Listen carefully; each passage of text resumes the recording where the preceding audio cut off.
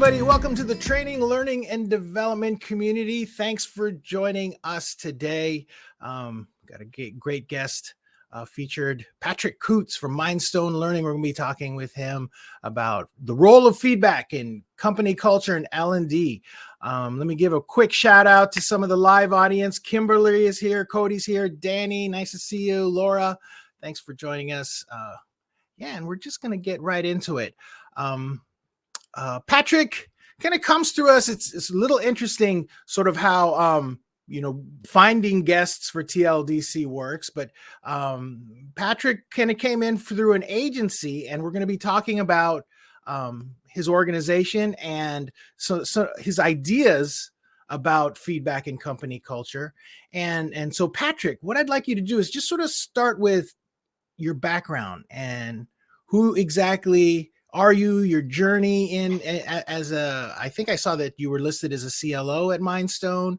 We were talking earlier saying you're a product manager, but tell us a little bit about yourself to start out with. Yeah, sure. So, Louise, thanks for having me. And I do hope my English accent is comprehensible to everybody listening and watching. So first of all, the place to begin, the background here is that I am a high school teacher.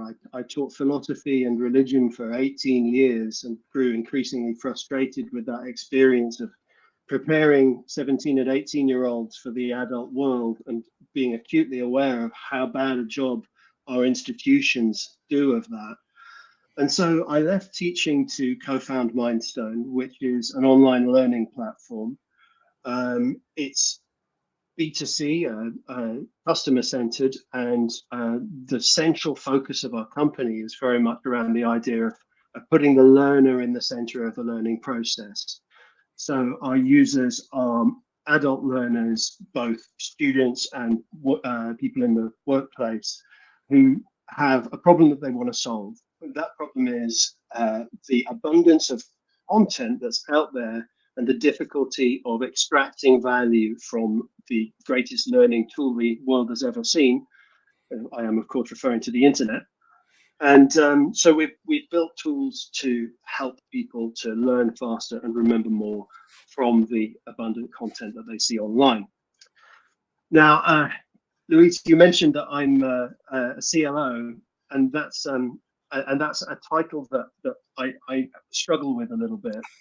And I did call myself a head of product because, of course, in most companies, a CLO is the head of L&D within the organization. But my small startup doesn't have an L&D department. I am in charge of the product.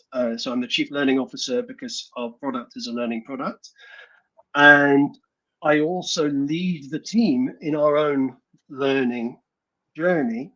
And today, of course, we're going to talk about how, as a former teacher and co-founder of a startup, I have tried to bring the lessons from my career as a teacher into the workplace and into my team and help my team to develop through a culture of radical honesty in our feedback. So that's nice. A little bit of a background, yeah. Yeah, and I know I'm seeing Darcy is in the audience right now. I know he's somebody that is really kind of that I've spoken to in the past, and it feels like is focused on company culture altogether. Mm-hmm. But yeah, let's go ahead and start there with feedback in company culture. Like, can you tell me like that relationship?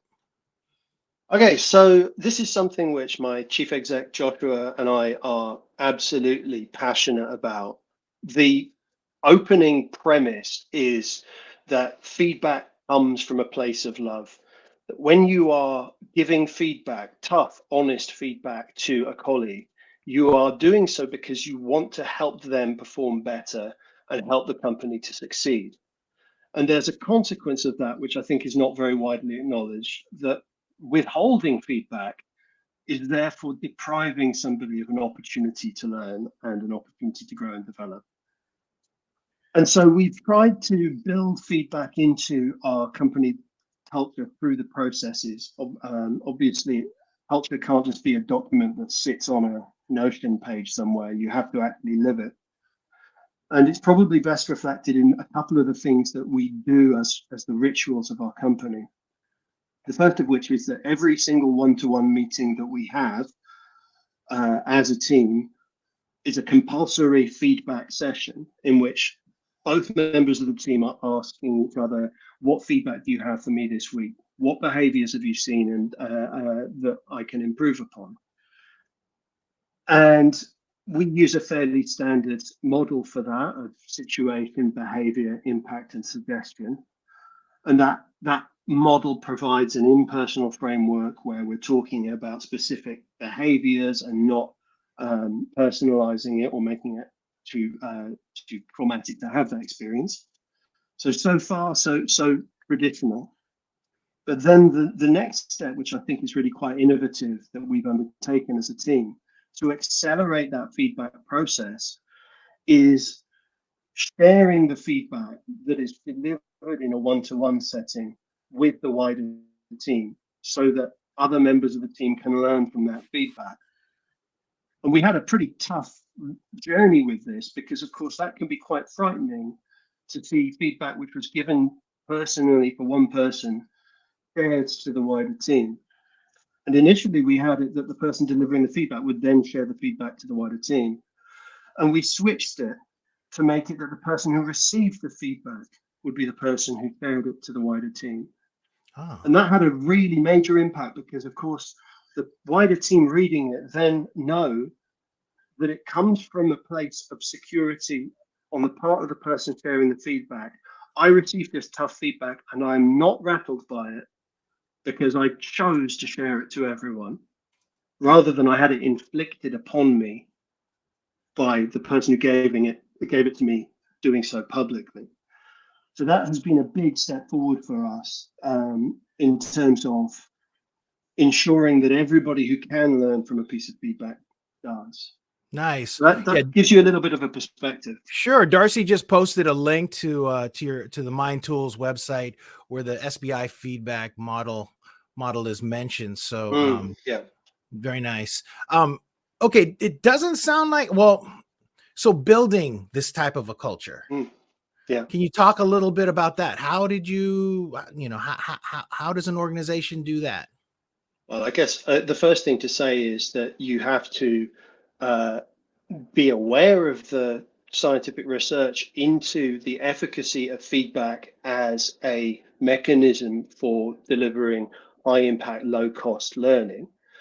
And that the scientific literature on that front is very abundant. And within teaching, where cost is obviously a major factor, feedback routinely comes out as the highest impact cost ratio intervention. So this is something that I come to already believing in my bones that this can be radically successful in helping people to learn.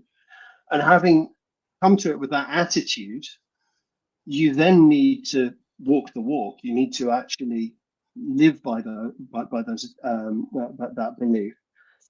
And I think the most powerful mechanism for doing so is ensuring that the feedback process operates at all levels of the company, from the PA to the chief exec. Every one of us both receives and gives feedback, and crucially, the tough public feedback that we exchange goes both directions. The chief exec is receiving feedback and being called out when members of the team think that he's handled something wrong, and that extends to me, obviously, as a co-founder. And every member of the team knows that this is the way that we operate because they see it on a weekly basis. In fact, on Slack just this morning, I got the message: it's Feedback Wednesday. Who's going to be the first to share a piece of feedback today? Another way of demonstrating that we mean what we say is that in our staff rewards program, every month there is an opportunity for staff to nominate a member of the team whose feedback helped them to improve, and that member of the team is publicly rewarded with points on our reward scheme, which for the last month, I think the whole team ended up committing to donate their entire rewards to charities supporting Ukraine. So in the end, this month it didn't matter. We put the whole lot to Ukraine, but in any given month, a member of the team does have that celebrated, and it's directly reflected in that reward scheme. I love it. Okay, so and I'm getting a few questions in here already about this. That's wonderful. So wait, just real quick, as far as rewards are concerned, what kind of rewards are given? Yeah. So we've got, it's somewhat corny, but we use a company called Juno, that where you every member of the company gets an automatic allocation of, I think, 48 points per month, which equates to £24. I don't know, what's that, about $30, Something like that. of credits, which you can use on a huge range of treats for yourself. The From, from yoga classes to computer games. The It's kind of nerdy. I'm embarrassed to admit this because we're such a bunch of nerds, that actually we have a company book club, and right now the main thing that people are using our reward scheme for is to buy the books to participate in the company book club. Now, we're a learning company, so I'm sure you won't be surprised that we have a company book club, and the whole team is invited every month. Like, this is what we're going to be reading, and then we're going to get together and we're going to, surprise, surprise, share feedback on our reflections upon this book we've read. Yeah. And so we end up plowing the reward scheme straight back into that, because of course, books on learning, leadership, management, startups, etc. They're often quite pricey, and we're asking people to buy one every month. So it's nice to be able to just say, well, that's covered by the rewards program. Yeah. We're a bit off topic here, but I would just acknowledge, I think everyone knows that rewards programs can become very tokenistic and tacky, and a lot of employees will say, just give me a pay rise. Damn it, like I don't want this is nonsense. And we are mindful of that danger, that it's going to end up being this tokenistic thing, right? And so the reason we went with Juno was because there was such a lot of ways in which you could spend your reward points on things that actually might matter to you, like gym membership, or or yoga classes, hypnotherapy, whatever it might be, but just to actually help. Because I'm not sure what the workplace is looking like in the US at the moment, but we're a mostly London based, but spread across Europe, and we are remote first, and so our teammates are isolated from one another. We don't see each other in person very often, and so well-being is kind of is super important to us for that reason, and things like that can help people to feel valued and obviously look after themselves kind of automatically matter. Right, love it. And this is a great segue into Danny Ortegon's question that he has in the Q&A area. Danny's asking, a couple of things have significantly impacted today's L&D workplace: the pandemic disruption and the rapid pace of changing of e-learning tools, platforms, devices, etc. So how can L&D folks build in the capacity to consider and share feedback? It often doesn't seem like there's time or willingness to allow for this. Okay. Just before we got on this call, I said I'm willing to admit when I don't know, and this is one of those moments where I'm going to preface my response with I don't know. All right, I'm not an expert in this space. Having said that, I would just some observations from my own lived experience. We launched in the pandemic. We have been remote first, and indeed remote only, more or less continuously since our inception as a company. And I have colleagues that I've never met in person, which, as you can imagine, I don't know if anyone on the call has had this experience, but where you do meet somebody in person, and that tiny little face that you've been watching on the video, and then you meet them in person, you're like, oh my God, you're 6'6". So there is that interpersonal dimension. It's hard to build, right? So how do you make time for feedback? How do you elevate it? I think that it's by your actions. As a company, the only way we found to make feedback consistently happen is to require it of people as an expectation.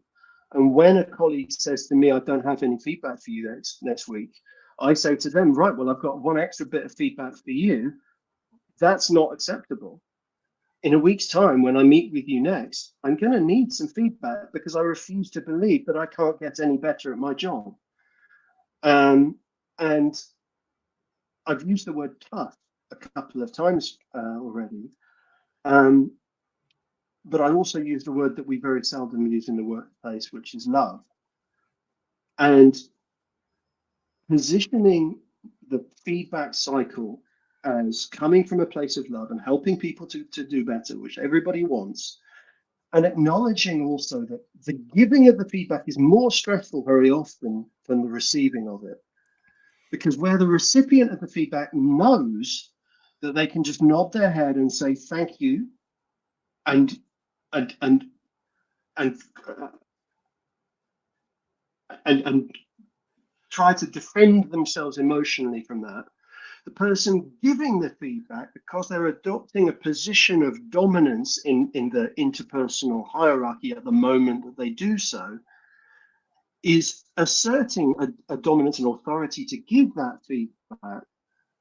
And in doing so, can feel very, very vulnerable and insecure. Like, what right have I to give this feedback, to tell you how to do your job? And so the person giving the feedback is more often the person who has a barrier and is feeling anxious than the person receiving it. Because, to repeat myself, the person receiving it knows that all they have to do is say yes, thank you. Mm-hmm. And that, they don't have to do anything more at that moment. And maybe they'll go away and cry, or maybe they'll go away and swear, Mm-hmm. or maybe they'll go away and make a change in their working life. But the person giving the feedback is putting themselves out there and making a judgment, and that's super hard. So one practical thing that we have adopted is the expectation within the culture that when you receive feedback, you do say thank you, because that person has tried to help. Now that's where it's coming from. So Yeah. I don't know. I'm going to come back to my first reaction, which is I don't know, but but maybe that's some thoughts. Yeah, no, that's fair. And Danny has some great comments in the chat. He's saying, so walk the walk to demonstrate that feedback is part of your workplace expectations. He says, seems fair, and that vulnerability and trust are important. No, I love the concepts that you're talking about. And maybe this might help a little bit. Darcy has a follow-up question where he's asking, did the adoption of the feedback model that you use come from the grassroots level, or did it come from the top? It came from the top. Yeah.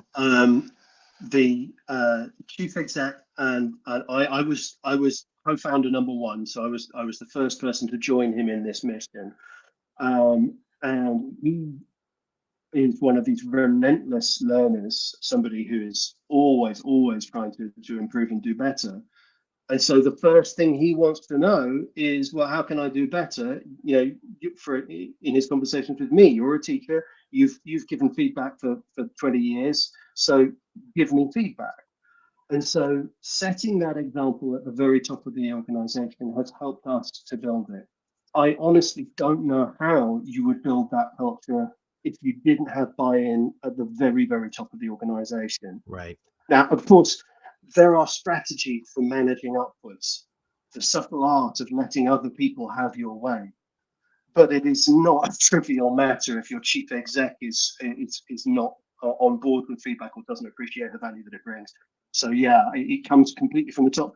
And it's worth bearing in mind also that for more junior colleagues who come into this into this company and into this workplace, it's really stressful at first, and quite a frightening thing to be in this place where people are so frank with one another and so direct. And so you have to understand that people are coming in with that, and that they need to be led into a place of security that will permit them to tell their boss that they're wrong. And that takes time. So yeah, I drop down as far as I'm concerned. No, that's great. I mean, I'm just reflecting on my past experiences, and it almost feels like, for the most part, organizations that I've been a part of, the feedback piece has always been surrounded by a lot of tension. Mm. And anytime that you get like a review, or you need to get talked to or anything like that, you go into like a very closed office, and and no one is really like communicating about like what the situation is. Even if it's like an annual review or anything like that, it just turns into something that's really, really tense. Cultures that I've been a part of in the past, feedback has always been not something that you really look forward to. So Oh God. yeah, listening Okay, to so I've got to say a couple of things about that. Now, number one, well, of course, if it's annual, you don't stand a right. chance of developing a comfort with that. And secondly, it shouldn't be tied to performance management. This is about helping people improve. Hmm. So it has to be very, very high cadence, very, very high touch point, so that people are not scared, because they do this every week. Yeah. And in fact, they should be doing it multiple times every week, because when they've got their different meetings with different members of the team, and they're reading the shared feedback where the chief technical officer is saying to the head of product, hey, you did this. This was the impact. Here's my suggestion for how you improve. So that it's normalized by making it extremely frequent. At the moment, it becomes something where you go off into a room on your own with the person once a year. You're not going to be able to make that a productive experience. The other thing, for what you just said, is that it doesn't help not to acknowledge how stressful it is. The very first thing I said to you before we went live was, I'm nervous. And I said that because I am, and by acknowledging it, it made it real, it made it more comfortable. And you were then able to reassure me, so that my nerves settled a little bit. Right. And if I had not acknowledged the strain that I felt coming on this call and being in front of an audience, Hmm. I I'd have been trying to deal with that on my own, and you wouldn't have been able to grow your emotional intelligence in being supportive and soothing me. Right. So acknowledge the discomfort, face it, and you've got a chance of working through it together. Sure. Whereas if you don't, then the person providing the feedback doesn't have that opportunity to show that they're a human being. Right. Right. No, I love it. I love it. I am really curious, Patrick. High school teacher, you're teaching religion and philosophy. Mm. I did see in your background, you are described as like, and you mentioned earlier, you saw the education system being broken and just didn't work. But this whole thing about feedback, like, where did that come from? Was that something that you had personally implemented when you were teaching your high school students, Mm. or where did that happen? Yeah, well, I as a high school teacher, I absolutely had to provide feedback all the time. It's kind of a non-optional part of the job. The Some elements of it were established through the culture of the educational establishments I worked in, and there are some good lessons that I took from that. So, for example, there's something which, in British schools anyway, the teachers sometimes call the skip sandwich, which is the nasty bit of critical feedback is sandwiched by two pieces of praise and positive feedback. And the ratio of affirmation and positive feedback to critical and negative feedback is something which has been studied, and in schools it's widely acknowledged that you want a ratio between 2 to 1 but preferably higher, towards the sort of 5-to-1 ratio, where for every piece of negative feedback, you're giving at least 5 pieces of praise or encouragement. And when I talk about praise, it's not just identifying what the person's done right, but also validating them as a member of the tribe. We're social animals, and we need to feel that we are part of the tribe. Or in the case of my company, part of the company. Or in the case back when I was a teacher, that when a child received a negative piece of feedback, they were not being cast out of the care of the learning community. So that affirmation is about the social signaling that we still care about you, we still value you, and this tough piece of feedback that's coming is going to help you do better, rather than break you down and kick you out. Mm-hmm, mm-hmm. So that comes from my teaching career, and working with my chief exec, who's Dutch, and therefore Dutch culture traditionally is extremely direct, extremely blunt. I have worked to nurture him into a more praising and encouraging mode, because otherwise he would just be like, we are wasting our time, which is better. So yeah, that praise element comes from my teaching. I love it. Darcy is saying in chat, he says, my experience with feedback in organizations has been mostly focused on the end results, fixing something. But to shift that narrative to one of feedback equals love is extremely interesting to me. The type of org I want to work for. And it does feel like if you do make feedback a priority, your team will feel more like collaborators. You'll be all in it together, which is obviously what we all kind of want to do. And I mean, do you have anything you can relate to that at all? Yeah, well, it's interesting. Darcy mentions outputs. As a founder of a startup, I'm in the very privileged position that I'm able to make experiments that can fail. And in fact, we expect 9 out of 10 of our experiments in product development or growth to be unsuccessful. And we just want to iterate very, very quickly. We want to find out we're wrong as fast as we can so that we can stop being wrong. And this, by the way, I think is a very, very powerful mindset. Most people do not wish to discover that they are wrong. And consequently, they will persist in wrongness, in being wrong, for longer than they need to, because they didn't want to find out that they were wrong. And so as a company, we're trying to do the opposite. We're trying to find out we're wrong fast. Now, if I was in the healthcare situation, industry, or if I was in, I don't know, if I was in aerospace, finding out you're wrong means lives are on the line and people might die. And so you've got to be super risk averse. You've got to validate with absolute certainty. And like I said, we as a company, in an ed tech company, the worst thing that can happen if we screw up is one of our learners loses their dissertation. And don't get me wrong, that would be terrible. And thankfully, it's not happened yet. But no lives are on the line. And so we are able to experiment.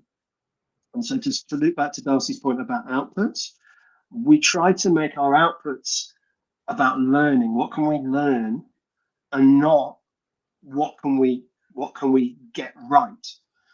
Because if you only measure the times you get things right, you're going to miss out on all of the learning from the times you got things wrong. Right. So that's the approach we try to take. Right. So how about if you have someone on your team, or you say new hires, things like that are just resistant to it? Any kind of remedies there? Beyond what I've talked about before, there's just a couple of things. First of all, make it absolutely clear during the hiring process, this is how we are. And if that's something that frightens you within a company, then you need to think long and hard about if this is the company you want to work in. And in fact, we have used our own platform, which I mentioned before, is used to curate and and draw value from content to build our own onboarding playlist. So we eat our own dog food at Mindstone. So our onboarding playlist, which new hires go through, which includes all of the regular legal disclaimers and the right to work and have you read our personnel policy and so on and so on and so on. Very, very regular stuff, right? That includes a video of me talking about our feedback culture and how it works. And everybody coming through the onboarding process goes through that and watches as we talk about it. And they then see in our Slack channel, which we use for our internal comms, the feedback happening in real time within the team. And you can't really be at our company for a week without seeing that happen. And so I think that goes a long way to reduce the reticence. We've not yet had anybody say, I don't want to do this. Right. No, that's really, really interesting. So Patrick, I'm going to go ahead and start wrapping things up here. I do want you to just pitch Mindstone. I really appreciate you coming on today. Mindstone Learning, why don't you just give us the rundown on exactly what it is and why people should check it out? Yeah, absolutely. So our mission is to surface and accelerate the world's informal learning. Okay. So if you're somebody who's interested in learning, you've got online content, you want to get more out of it, you want to learn faster and you want to remember more, that's what Mindstone is for. And it does that by drawing together content from multiple formats. You bring the content, we'll help you learn from. So that's the strap line. We have various other aspects of the product, which I think I don't want to get into too lengthy a sales pitch here. But the core of the platform is the idea that we put the learner at the center, not the institution, not the employer, not the university, but you as an individual. You can collaborate with others, but you'll be in charge and in control of your learning. So that's the center of our mission.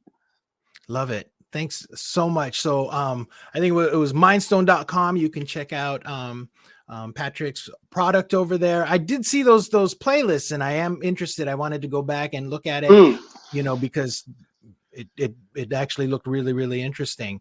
Now, as most everybody in the audience knows too, since we are community, TLDC, the training, learning, and development community, I always like to go into a little bit of some personal sort of exploration. And when I looked up Patrick online, when I was reviewing him coming in as a guest, found he has a course on Udemy on lyric writing. So I just wanted to ask you, who's your favorite lyricist?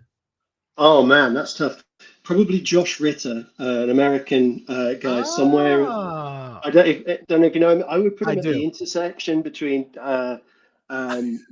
Johnny Cash and Nick Cave and Leonard Cohen. Like, what a lyricist! Really, you're putting Josh Ritter at the same in that group? Wow, that's pretty. Yeah. That's pretty major.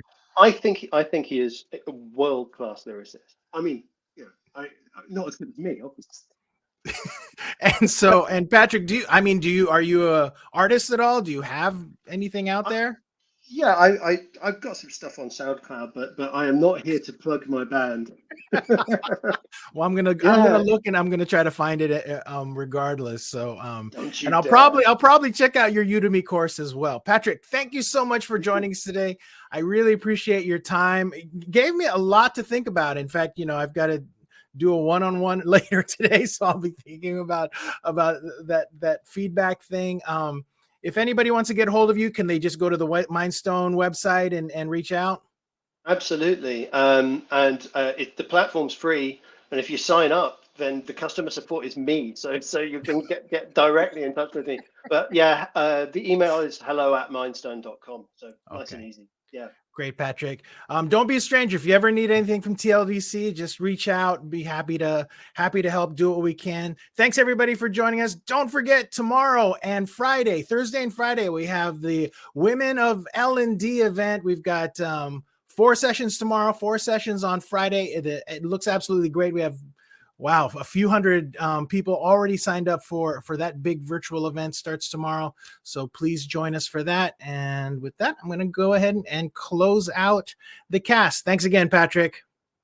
Thank you so much. It's been a pleasure. Thanks.